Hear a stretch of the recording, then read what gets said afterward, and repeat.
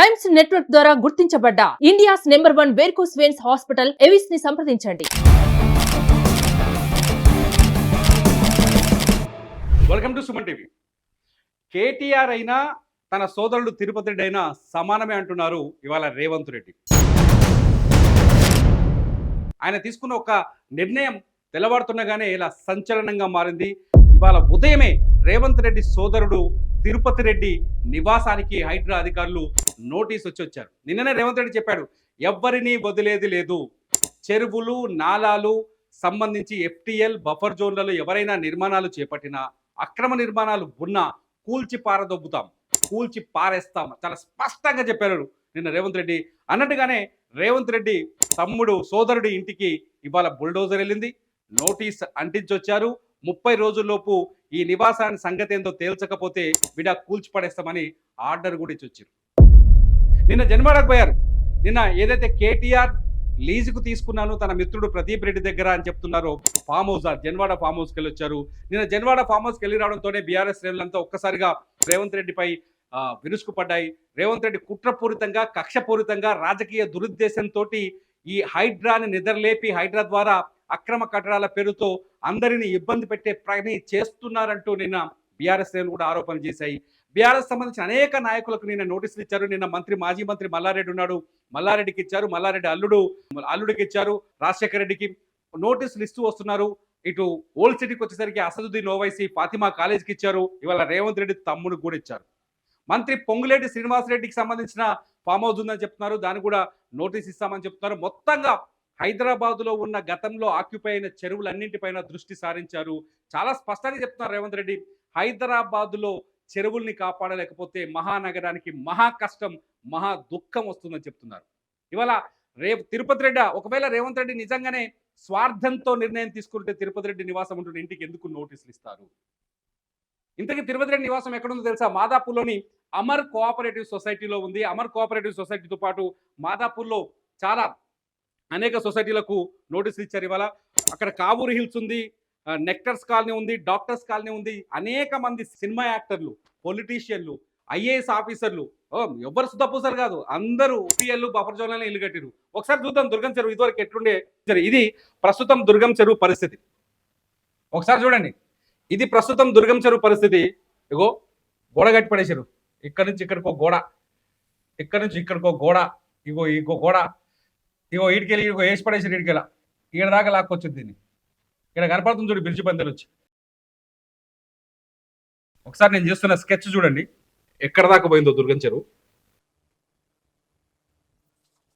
దుర్గం చెరువు ఎట్లుండే ఏడికొచ్చింది చూడండి ఒకసారి. ఇవన్నీ ధనవంతుల కాలనీలే.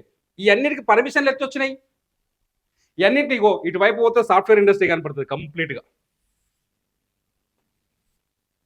ఇటువైపు పోతే బాగా డబ్బులు ఉన్న వాళ్ళు, హైదరాబాద్లో ఎవరికైతే ఎక్కువ డబ్బులు ఉన్నాయో వీళ్ళందరూ ఇల్లే, వాళ్ళ ఇల్లు కనపడతాయి. దుర్గం చెరువుకి ఎఫ్టీఎల్ని బఫర్ జోన్ తీస్తే మాదాపూర్లో ఉన్న సగం కట్టడాలను కూల్చేయాల్సి వస్తుంది. ఆ దమ్ము ప్రభుత్వానికి ఉందని రేవంత్ రెడ్డి చెప్తున్నాడు. ఆ నేపథ్యంలోనే రేవంత్ రెడ్డి చెప్పిన ఇవాళ నోటీసులు ఇచ్చారు. దుర్గం చెరువులో ఎవరెవరు ఉన్నారో తెలుసా? ఈ తెలంగాణ ఆంధ్రప్రదేశ్ రాజకీయాలని, తెలంగాణ ఆంధ్రప్రదేశ్లోని ప్రభుత్వాలని, భారతదేశ ఢిల్లీలో ఉన్న కేంద్రాన్ని ప్రభావితం చేయగలిగే వ్యక్తులంతా నివాసం ఉన్నారు ఇక్కడ. అంతేకాదు 2 రాష్ట్రాల్లో ఉన్న రాజకీయ పార్టీలకు ప్రతి ఎన్నికల సమయంలో ఇబ్బడి ముబ్బడిగా వేల కోట్ల రూపాయల డబ్బుల్ని విరాళంగా ఇచ్చే రాజకీయ నాయకులు, వాళ్ళ వ్యాపార సంస్థలన్నీ ఇక్కడే ఉన్నాయి. ఒక్కసారి చూడండి, చాలా స్పష్టంగా చెప్తున్నారు రేవంత్ రెడ్డి. నిజంగా రేవంత్ రెడ్డిని చూస్తుంటే ఇది సాధ్యమవుతుందా, అరే సాధ్యపడుతుందా అని తీసుకునే నిర్ణయం అనిపిస్తుంది. ఎందుకంటే ఏ రాజకీయ నాయకుడైనా అధికారంలోకి వచ్చిన తర్వాత బోల్డంత సంపాదించుకుంటాడు, తరతరాలు కూర్చొని తినేంత సంపాదించుకుంటాడు. కానీ రేవంత్ రెడ్డి ఏం చెప్తున్నాడు తెలుసా? ఫస్ట్ డబ్బులు ఉన్నోళ్ళనే టార్గెట్ చేస్తాం.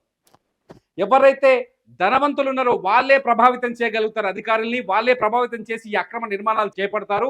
ఆ అక్రమ నిర్మాణాలు చేపట్టిన వాళ్ళని టార్గెట్ చేస్తాం. ముందు వాళ్ళ ఏరియాలో ఉన్న చెరువుల్ని కాపాడతాం, వాళ్ళ ఏరియాలో ఉన్న బఫర్ జోన్లలో ఎఫ్టీఎల్లో ఉన్న నిర్మాణాలను కూల్చేస్తాం. ఆ తర్వాత పేదలు తెలియకుండా కొనుక్కున్న వాళ్ళకి నోటీసులు ఇస్తాం, అవి కూడా కూల్చేస్తామని చెప్పేసి చాలా స్పష్టంగా చెప్తున్నారు రేవంత్ రెడ్డి. ఆ నేపథ్యంలోనే ఇవాళ రేవంత్ రెడ్డి సోదరుడికి ఏకంగా ఇచ్చారు. ఒక్కసారి పాత దుర్గం చెరువు చూద్దాం ఒకసారి ఎట్లుందో. ఎట్లుండే దుర్గం చెరువు ఒకసారి పాతది పార్క్ లేక ఉండే దుర్గం చెరువు పార్క్ అని ఉండే చూసినావా? ఆ పార్క్ కూడా నిజానికి బఫర్ జోన్ లో కింద FTL లోకే వస్తుంది. చూడు ఎంత ముద్దుగుండే. ఇది కూడా బోల్ అంతా ఆక్రమించారు అనుకోండి. ఆక్రమించంగా మిగిలింది. పోతే జరిగిన గ్రీనరీ ఉండే. ఈ దుర్గం చెరువులకి మీరు బాగా అబ్జర్వ్ చేసి చూడండి. ఈ దుర్గం చెరువు చూడండి, ఇటు పోతే ఇనార్బిట్ మాల్ ఉంటుంది. ఇనార్బిట్ మాల్ గడ్డ మీద కట్టిరు. అక్కడి నుంచి ఇక్కడ మాదాపూర్ హైటెక్ సిటీ కట్టిరు కదా, ఆ హైటెక్ సిటీ ఏరియా నుంచి సైబర్ టవర్స్ నుంచి వాటర్ ఇదంతా దీనికి క్యాచ్మెంట్ ఏరియా పోయింది. ఇలా మొత్తం బంగ్లాలు, కాస్ట్లీ బంగ్లాలు, విల్లాలు, కాలనీలు, కోటీశ్వరులు, 2 తెలుగు రాష్ట్రాల్లో ఉన్న కోటీశ్వరులంతా ఇక్కడనే మోపైరు వచ్చి ఈ ఏరియాలోనే ఇల్లు కట్టుకొని ఇవాళ లక్షల కోట్ల వ్యాపారాలు కూడా చేస్తున్నారు. దుర్గం చెరువుని రోజుకింత దగ్గరికి చేసి ఇంతింత ఆక్యుపై చేసి దీన్ని గడపడకుండా కూడా చేస్తున్నారు.